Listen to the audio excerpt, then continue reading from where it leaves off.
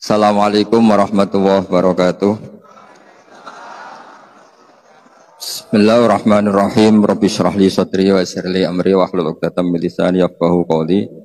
Allahumma shalli wa sallim wa barik ala sayyidina maulana Muhammadin wa ala alihi washabihi asmin amma ba'du. Pangarsa para kiai ingkang kula hormati, mriki wonten Kiai Makmur, wonten Kiai Aziz, danten para kiai ingkang kula hormati. Wonten Kiai Abdul Ghani, danten ringkatnya ingkang kula hormati. Niki kula dibajak Pak Makmur. Terus beliau ke kula niku ada 4 kali.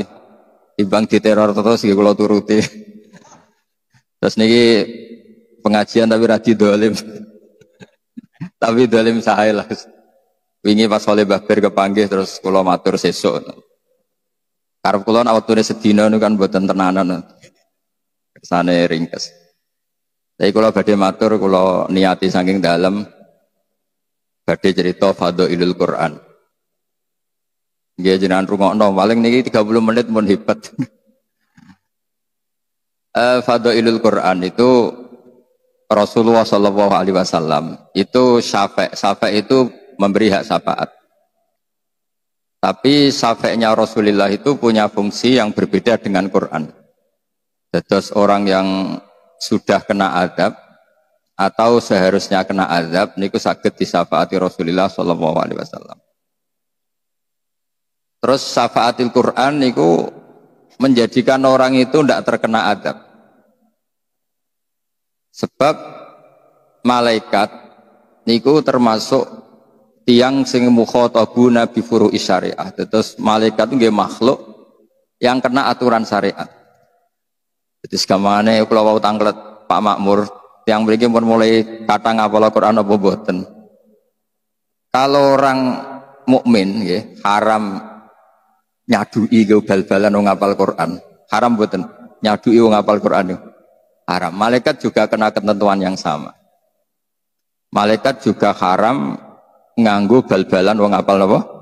Quran. Terus kula mangke baca secara otoritatif, secara referensi, secara akurat. Di antara yang diriwayatkan banyak ulama dan ini saya ulang-ulang. Niku wonten tiyang niku fasik. Kudune niku digebuki mbek malaikat mungkar nakir. Mangke kula waca takbire. Ketika mau disiksa mungkar nakir kemudian muncul surat Tabarok. Kata surat Tabarok, kowe nak ngebuki wong iki padha karo ngebuki aku. Terus jare mungkar nakir, tapi aku standar prosedur. Kon ngebuki wong fasik, jadi aku dunutuki kowe. Terus kata surat Tabarok, masalahnya saya ada di hatinya. Kalau kamu mukuli dia kena saya. Kowe wani mbek aku. Saya ini kalamullah. Kata mungkar nakir yo ora wani wong ke kalamullah. Singkat cerita terus malaikat dan Quran Tabarok ini berdebat. Kemudian minta keputusan Allah Subhanahu wa taala. Di antara yang didhawuhna banyak ulama, kemudian surat Tabarok ngendikan ngeten matur, ya Allah, jika saya tidak bisa mensyafaati orang ini, hapus saja saya dari daftar sebagai kalamuka, sebagai daftar suratul Quran. Terus kata Allah, ya sudah, orang itu tak kasihkan kamu. Maksudnya tak kasihkan kamu, silahkan beri hak napa? Syafaat. Sebab niku surat Tabarok niku ma'ruf diarani al-waqiyah, surat yang bisa menjaga taqi sahibaha anin nar, taqi sahibaha anil azab, surat yang bisa menjaga orang itu dari kena siksaan Allah Subhanahu wa taala. Terus kula kepengen niki sesuai tradisi keluarga kula juga utamanya keluarga sarang. Itu diantara keharusan ilmu itu ada referensi, ada sanad. Nggih kula waos mengke pemahaman terserah jenengan. Sampean amini nggih mboten napa-napa niki. Terus ke bahasa Arab ora kudu paham, tapi bahasa Arab niku unik. Jadi ana wong Jawa anake ditabuki wong Arab. Jadi anake wong Jawa ditabuki anake wong Arab. Wong Jawa niku ya goblok ora iso bahasa Arab. Akhirnya anak wong Arab ditwabok mbek si bapake wong Jawa. Wong Arab takok, "Lima ta darabta waladi? Kenapa kamu mukul anak saya?" Jawab wong Jawa ya, "Nak, anakku dihata tak ada." Lah niku wong Arab ya paham mandok-mandok, oh ya ya. Jadi anakku dihada, ya tak ada. Jadi dia misalnya bahasa Arab yo anakku dihada, ya tak ada. Niku nggih paham. Terus bahasa itu kan napa nggih? Bisa diterjemahkan dengan apa? Isyarat. Mulane syurahul hadis niki cerita ilmiah. Syurahul Bukhari, para penyarah kitab Bukhari niku tahu mangkel Imam Bukhari. Yo mangkel tenanan, mboten mangkel bebunan, mangkel tenan. Mergo ditakwil piye ora tok uteke. Imam Bukhari wa alim-alime wong, as-sahul kutub ba'da kitabillah niku sahih napa? Bukhari. Niku beliau bikin bab masyhur ya, Bukhari itu kalau bikin bab itu artinya hukum yang diinginkan. Beliau bikin bab begini, babu sihati tolakil akhras, bab bahwa orang bisu itu sah mentalak. Terus bab orang bisu bisa mentalak bil isyarah. Isyarah itu ya isyarah. Dan ini hadisnya ini ruwete ra karuan. Ini masalah cerai itu. Kemudian Imam Bukhari nerangno qala Rasulullah sallallahu alaihi wasallam, terus nerangkan ana wa kafilul yatim kahataini fil jannah.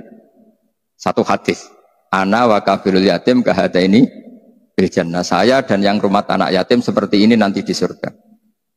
Setelah itu nerangkan lagi asyahru hakadha wa hakadha wa hakadha, berarti berapa?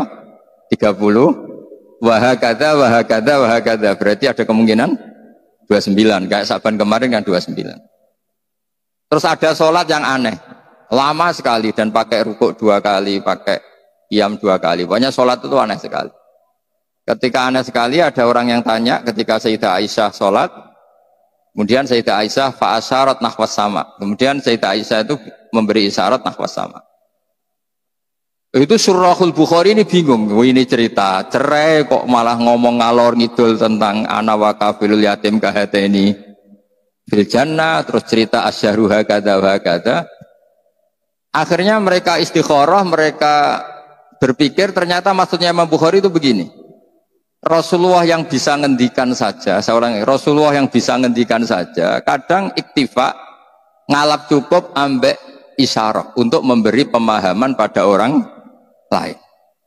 Jadi Nabi ingin memahamkan bahwa betapa dekatnya kafilul yatim yang rawat anak yatim dengan beliau di surga begini. Orang akan paham begitu dekatnya orang ini dengan Rasulullah sehingga berhak masuk surga.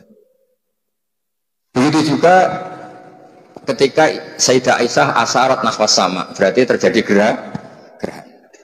Artinya kalau orang bisu membuat satu isyarah yang memahamkan kalau itu tolak, maka waqa'at tolak.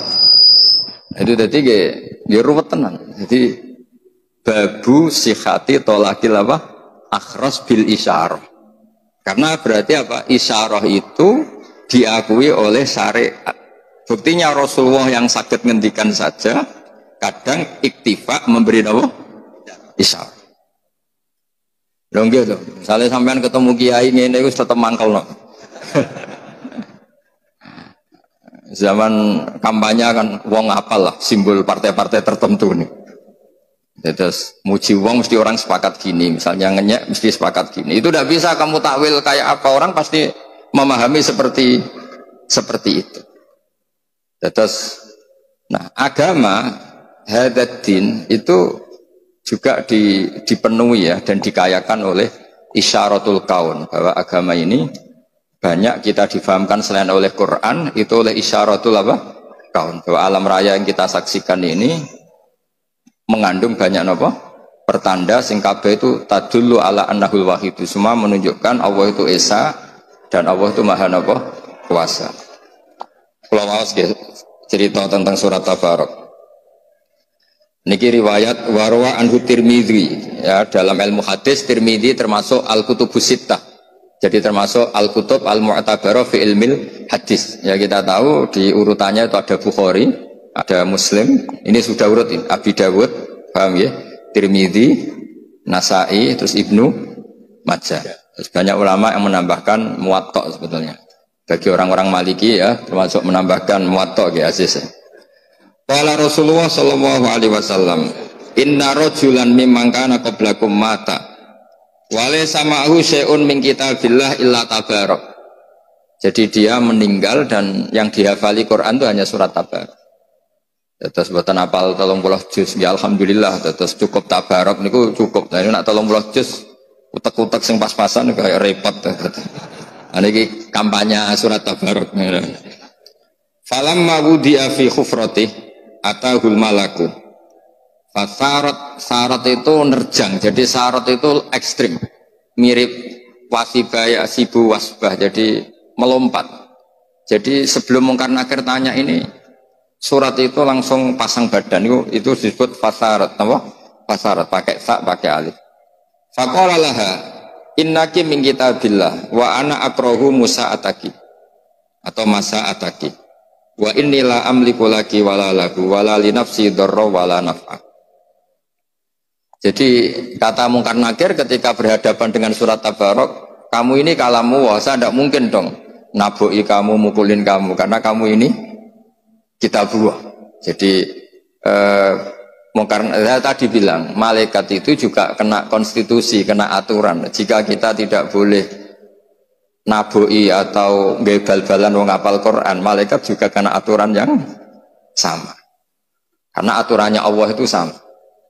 Jika dalam ilmu usul fikih orang kafir itu nanti juga disiksa karena tidak sholat. Padahal orang kafir adakan sholat yang nggak sah. Syaratnya sholat itu harus apa? Islam. Tapi di antara alasan Allah nyiksa orang kafir itu jawaban mereka apa? Qalu lam naku minal musallin. Karena Allah itu sekali merintahkan itu semuanya kena. Semua manusia itu pasti kena perintahnya Allah Subhanahu wa ta'ala. Terus kalau terusakan gitu. Fantoliki ila Rabbi tabaraka wa ta'ala fasfa'ila fatan toliku ila Rabbi fatakulu ya Rabbi inna fulanan amida ilayya min baini kitabik fata'allamani wa talani afatuhrikuhu anta binnar wa tu'adzibuhu wa ana fi jawfi. Ini dari kitab Ibnu Katsir ya, juz 4 di pas surat Tabarok. Ya Allah, ini orang bersusah payah menghafalkan saya. Ini berita gembira untuk orang-orang yang rodok goblok karena susah payah. Kadang kula ya susah, kula ini termasuk cerdas. Jadi ngapal ora kangelan. Jadi kula kadang-kadang itu ya kalah mbek sampean. Kok syaratnya ngapal kudu napa? Kangelan. Iku ganjarane luwih gedhe. Tapi pegel, mereka pegel. Jadi kula mbek sampean ketoke nek masalah bab niku ganjarane akeh sampean. Kok ngapalane napa? Kangelan. Tapi akhirnya aku kasih lapal tenan sampean kangelan tok rapal. Akhirnya akeh kula. Kan malaikat kan ngitungnya hasil akhir, kasih lapal tamu kangelan tok. Kok santri itu kadang kurang ajar.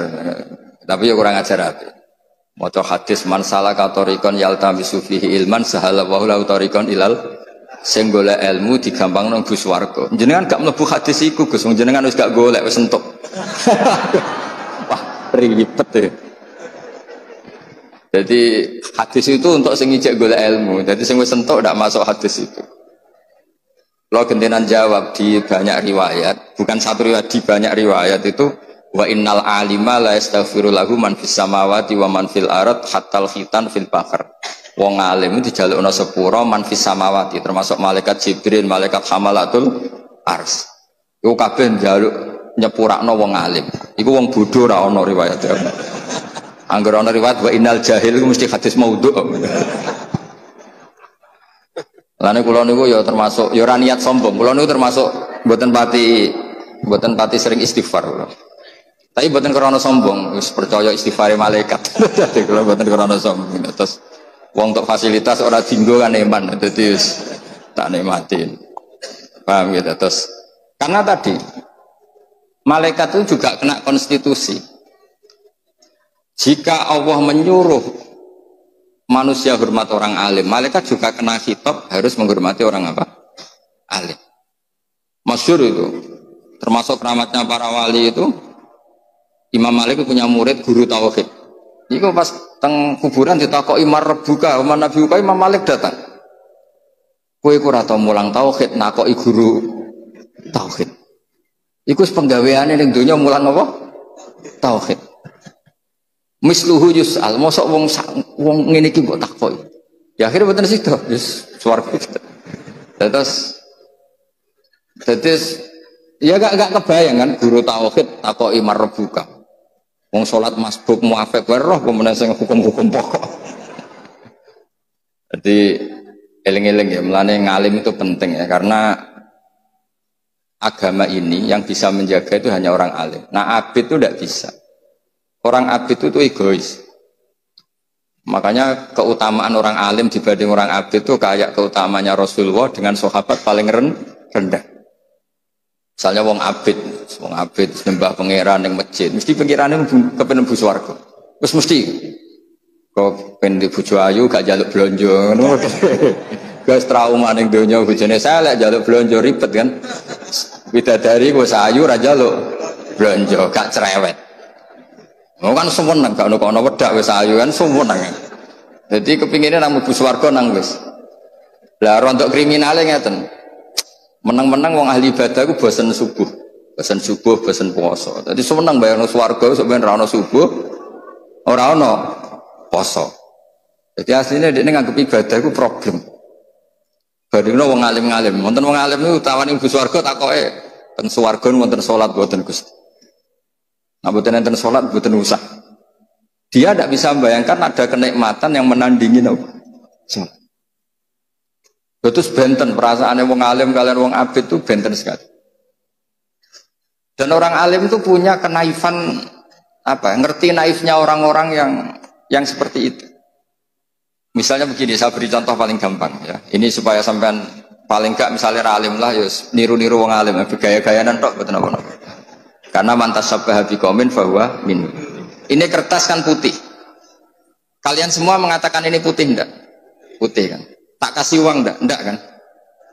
Lama sekali Anda mengatakan ini putih tanpa ada yang ngasih uang. Dan tanpa ada ancaman yang mengatakan hitam tak penjara, enggak juga saya enggak ngancam seperti itu.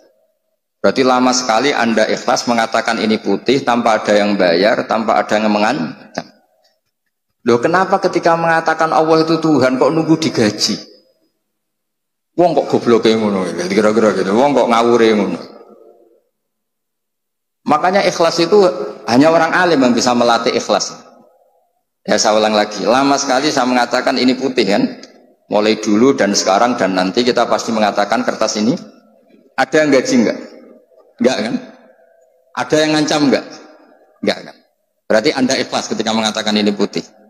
Karena apa? Fakta kan? Realitas. Loh, Allah Tuhan itu realitas apa enggak? Realitas kan? Kenapa untuk mengatakan Allah Tuhan kamu minta upah? Cek perhitungannya kayak pangeran kan? Cek perhitungannya kalau mbak pangeran.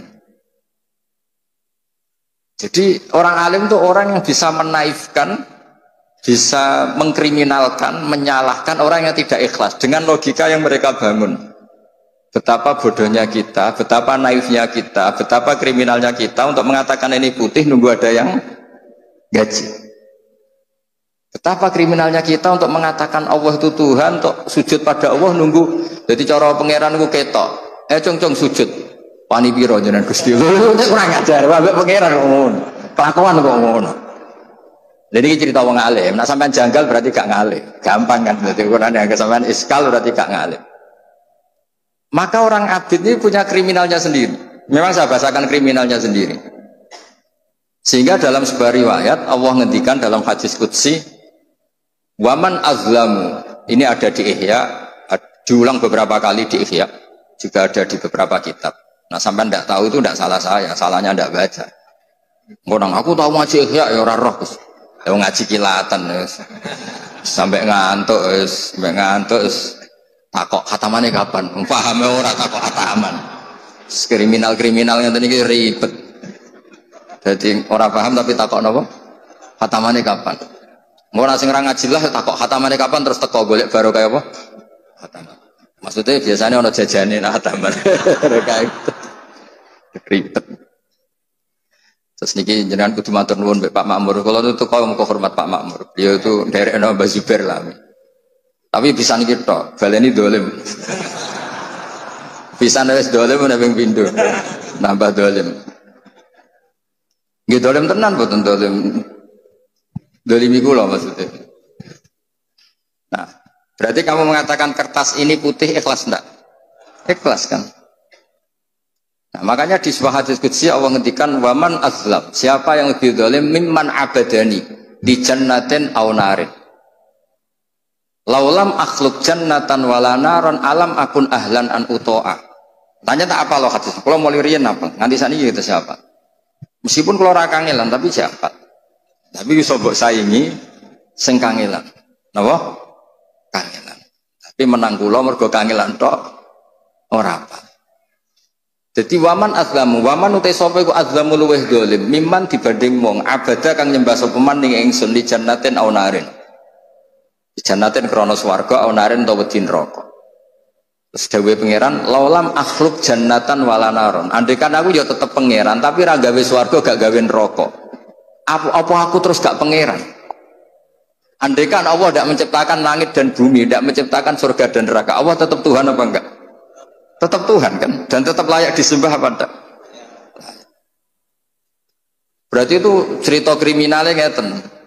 Wong nyembah Allah kok njaluk opah. Nah, makanya di sini agama itu harus ikhlas.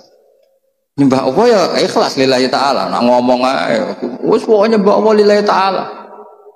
Tapi dia gak ngerti, logika lillahi ta'ala itu gak ngerti. Yang ngerti ya orang alim tadi. Orang alim itu bisa bikin analogi, bisa bikin kiasan yang orang itu gak bisa bantah. Paham ya? Orang itu tidak bisa kayak tadi. Lama sekali kita mengatakan kertas ini putih. Ada enggak yang gaji Anda? Enggak kan? Anda mau mengatakan kertas ini putih? Mau kan? Kenapa untuk mengatakan Allah Tuhan nunggu ada yang bayar? Yaitu surga. Iku dhewe umpama Allah ku ketok, iku kira-kira padha karo ngono. Cung sujud mbek aku, cung. Gusti wani pira? Opahe nopo? Itu bocah kurang ajar. Itu orang alim. Orang alim itu orang yang punya kemampuan. Nah, orang abid itu tidak wirosah, tidak punya wirosah nabawiyah menyangkut fatonah, kecerdasan itu. Yang punya itu orang alim. Cuma orang abid lebih baik timbang yang nggak abid. Nanti sampean GR. Koyo wis wong alim wong abid sak ngisor. Kowe iku ya la abida wala alima wala. Itu cara fikih iku lawala napa? Dadi ning Sulam Taufik ana kelompok napa? Lawala. Abid ya ora, alim ya ora, wis pokoke urip. Supaya urip. Tapi ya penting ibu napa-napa. Biaya sampean wujud ya kersane Allah, ora oleh dikedimi nggih. Nah, yang punya kemampuan itu orang alim. Sehingga Nabi kalau ngendikan fadlul alim alal abid kafadli ala adna rajulin min ashabi. Keutamaan orang alim dibanding orang abid itu seperti kemuliaan saya dibanding sahabat paling rendah. Padahal Nabi dibanding Abu Bakar saja tidak bandingannya, apalagi dibanding sahabat paling apa? Orang alim itu orang yang bisa menjadikan orang mencintai Allah. Lho kula niku sakniki dadi ikhlas, mun lami kula dadi wong ikhlas. Bukan karena hati saya inginnya ada ikhlas. Kita punya nafsu, inginnya ada ikhlas. Tapi yang terus isin, aku darani tembok ini kuning, darani lampu itu kuning, atau darani meja ini hijau. Selama ini tidak ada yang gaji. Kenapa saya katakan? Karena saya ingin ngomong fakta. Bahwa ini putih, peci saya hitam. Selama ini saya ngomong fakta itu tidak ada yang gaji. Dan saya senang karena waras kan. Hanya karena ingin waras kan. Misalnya kedua tak arani putih kan ya ora waras kan. Terus kertas ini tak arani ireng kan ya ndak waras. Karena agama ini liqaumi ya'qilun liqaumi yatafakkar. Sama, orang yang mengatakan Allah tidak Tuhan itu tidak waras.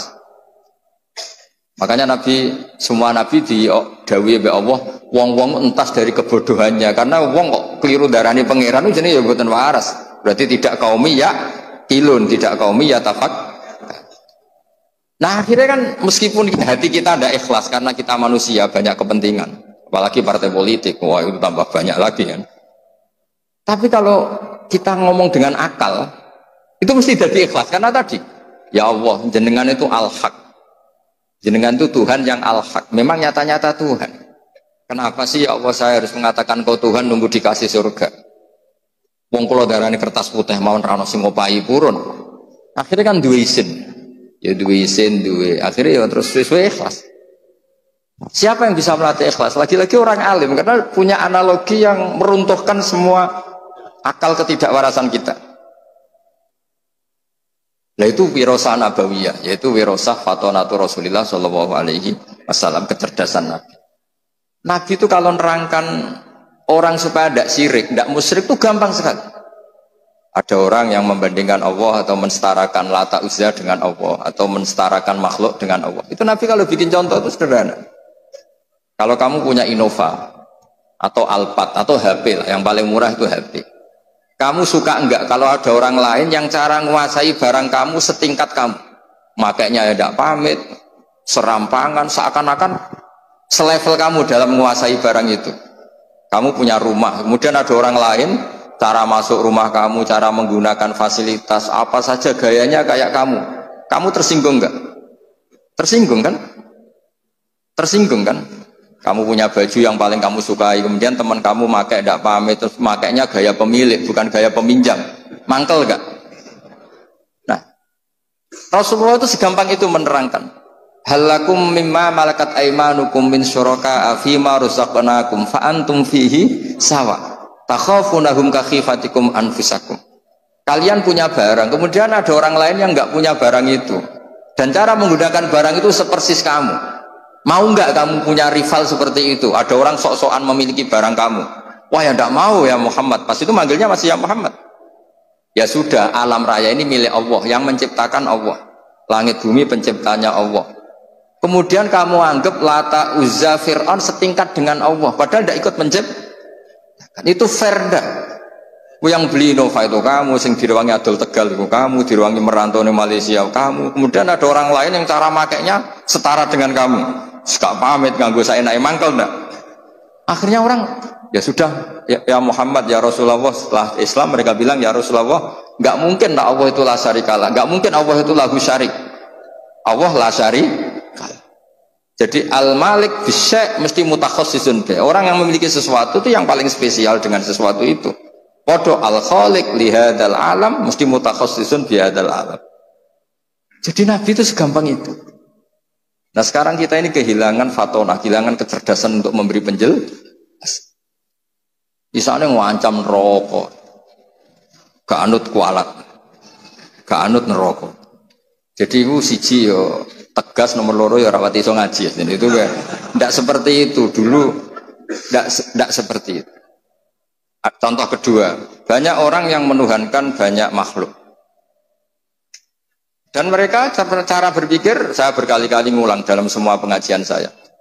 Aja'alal alihata ilaha wahida innaha adalah syai'un ujab. Dulu orang kafir cara berpikir, Muhammad, problem kita ini banyak, masa Tuhannya satu? Karena dari dulu orang Arab nganggap Tuhan itu solusi.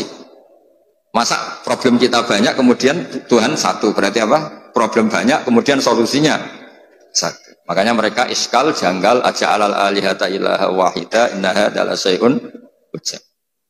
Itu logika yang terbangun. Tapi Rasulullah cara menjelaskan itu gampang sekali. Kalau kamu jadi buruh, punya majikan banyak, perintahnya beda-beda, instruksinya beda-beda, dan kalau nggak kamu turuti marah semua.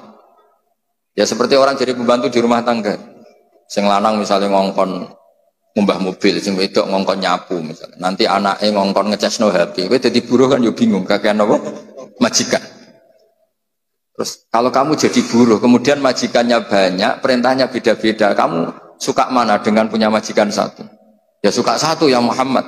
Mereka belum Islam maksudnya. Ya sudah seperti itu.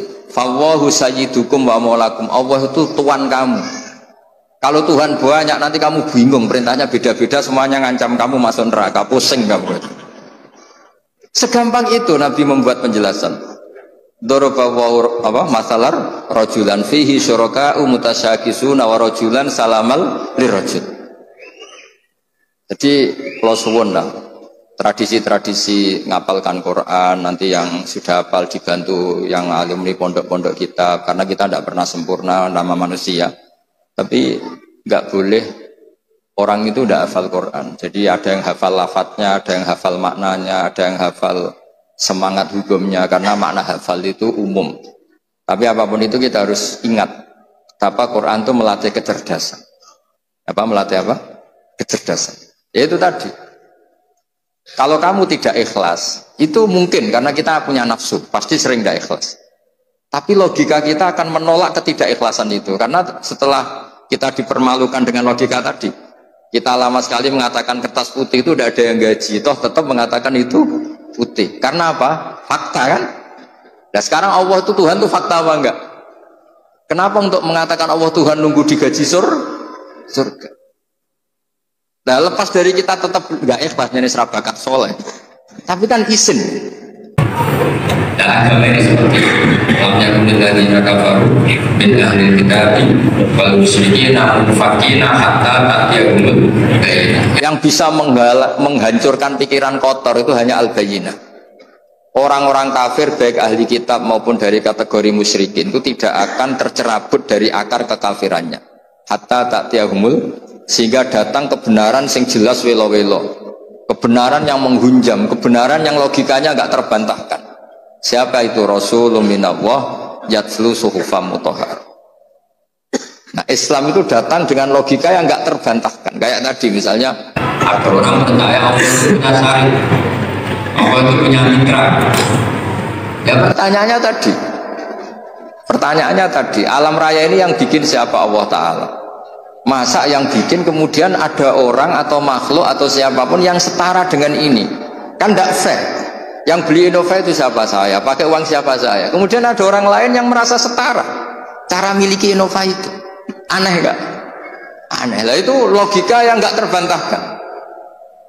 Sehingga saking kuatnya logika itu, orang-orang kafir yang musyrik maupun ahli kitab infikak an akidatihim al-khoti'ah atau al-muzillah. Pokoknya mereka bisa tercerabut dari akar kesalahan karena ada kekuatan apa? Bayinah tadi. Nah kita ini sudah kehilangan banyak kemampuan berargumentasi. Makanya diantara punya supir mesti punya kecakapan diskusi. Pada diskusi ini orang melatih logika. Kenapa melatih apa? Logika. Hatta ta'tiyahumul bayyinah itu siapa? Rasulun minallah yatslu suhufam mutahhar. Ya, jadi apal surat Tabarok logikanya tadi. Kalau kamu apal Tabarok, syukur-syukur apal Quran, berarti kamu membawa sesuatu dan menyatu dengan sesuatu yang nggak layak kena azab. Makanya ada riwayat innallaha ta'ala lam yu'adzib qalban wa al-Qur'an. Allah tidak akan menyiksa hati yang di situ ada apa? Quran. Karena malaikat juga kena aturan kan. Mosok wong apal Quran itu bal-balan malaikat. Bangunnya malaikatnya gak tahu ngaji fikih. Wa yahrumu idza'u ahlil Quran. Engko wacana takbir iku nak panjenengan apa? Lah repote ngeten, hafid di wisuda jebule bareng disadui malaikat. Diprotes, kok niku hafid jenengan sadui? Wis tak tes jebule lali kabeh. Lah iku hafid wisuda berarti mboten hafid hakikatan. Nah, hafid hakikatan ya sampai ila mati ya sampai tetap apal Quran. Kalau hafid wisuda ya sementing togane ambek ning panggung. Ya kadang ya apal tenan, kadang ya ora pancen. Tapi apapun itu misalnya belum hafal betul ya masih bisa dilanjut karena belajar itu tidak ada apa habis. Ya terus kalau kepengen mohon terus nol. Fa in kunta fa'ilan daka famkhuni min kitabik. Kalau engkau ya Allah tidak memberi hak syafaat ke saya, maka sebaiknya saya tidak usah sebagai kitabuka. Famkhuni min kitabik, saya hapus sebagai surat Quran. Jadi gamane cara surat Tabarok, Gusti kula sebagai surat itu duwe gengsi, diutang jasa. Ini orang kangelan ngapalno aku tiap malam lah. Ya, makanya saya agak susah kan ada rontok kangelan bareng ribet ya. Ya pokoknya sing ngapalno ora usah kangelan. Pokoknya ini ya ini malam-malam ngapalkan saya. Kok saya tidak balas jasa itu gimana? Kemana orang ini tidurnya terganggu karena menghafal saya. Jadwal istirahatnya terganggu karena baca saya. Kemudian orang ini setelah mau disiksa saya tidak ngambil peran, tidak nyafaati itu. Cara saya apa kata dunia kan nggak pantas lah kira-kira gitu.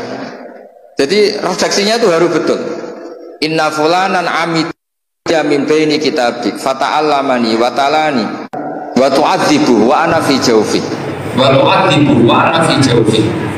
Jadi yang mereka kata dua anak Bijov ini kata surat Tabarok. Bayangkan kalau hafal 30 juz.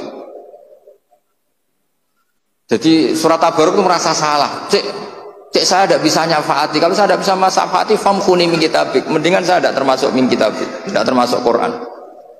Terus kata Allah, ala araka ghadibta. Terus fatakul wa haqqan anak. Jadi berarti kamu marah. Terus kata surat Tabarok, ya iyalah Gusti, saya memang layak marah. Karena saya dihafalkan orang itu dan orang itu hormat saya sampai saya dihafalkan. Kemudian saya tidak bisa berbuat apa untuk nyafaati orang ini. Terus kata Allah, idhabi faqad wahabtuhu lak wa syafa'tuki fihi. Ya sudah, kamu silahkan mensyafaati dia. Ini cerita-cerita syafaatil Quran sebagai bentuk penghormatan kula pada malam napa nuzulil Quran. Tapi ojo hafal surat Tabarok kayak tadi. Logika yang dibangun Allah juga kamu hafal. Saya itu kalau baca ayat logika itu senang sekali. Kayak tadi, ketika Allah ingin dan faktanya memang la syarikalah, tidak ada mitra yang setara dengan Allah. Allah ngendikan apa? Halakum mimma malakat aymanukum min syuraka fima razaqnakum fa antum fihi sawa. Misalnya ibu-ibu masak wis enak, wangelan. Terus ada orang lain yang klaim itu masakannya mangkel enggak? Mangkel kan? Yang menciptakan langit bumi itu Allah. Kemudian ada makhluk yang seakan-akan sebagai pencipta. Akhirnya orang tahu, oh iya benar-benar Allah itu la syarika. Lahul mulku wa lahul hamdu wa huwa ala kulli syai'in qadir. Jadi kayak apa mudahnya Rasulullah karena ditarbiyah Allah secerdas itu. Sehingga banyak orang kafir yang masuk Islam, orang Yahudi, orang Nasrani banyak masuk Islam. Karena logika yang dibangun Rasulullah itu meruntuhkan logika yang mereka bangun. Disebut bal naqdhifu bil haqqi 'alal batil fayadmaghuhu fa idza huwa zahid. Ya, tapi sekarang itu wong niru Nabi mau wiridan maca la ilaha illallah ping sakmene pakete swarga, istighfar sakmene pakete swarga. Mbok kiai ini ra kula kalah saingan, nurut aku swarga. Hormat aku swarga. Ono sing kebablasan salam templek mbak aku swarga. Lho nak Kanjeng Nabi kampanye swarga pantes pancen kekasih pangeran. Cara aku nak kiai ketok yo cek padha mikire lah. Maksudnya ora usah kampanye ngono. Dadi ngene lho, sing hormat aku muga-muga disepuro pangeran. Tetep ada kata muga-mugane. Lah karena ya kan 50-50 padha. Ya maksudnya sing ngendikan ngono ben Rasulullah wae karena pantes lah jamin swarga. Nak jenengan iku sapa? Sertifikasi orang metu kok kemenek kan. Oh dadi kiai orang sertifikasi kok. Nggih ngoten mawon mugi-mugi barokah. Assalamualaikum warahmatullahi wabarakatuh.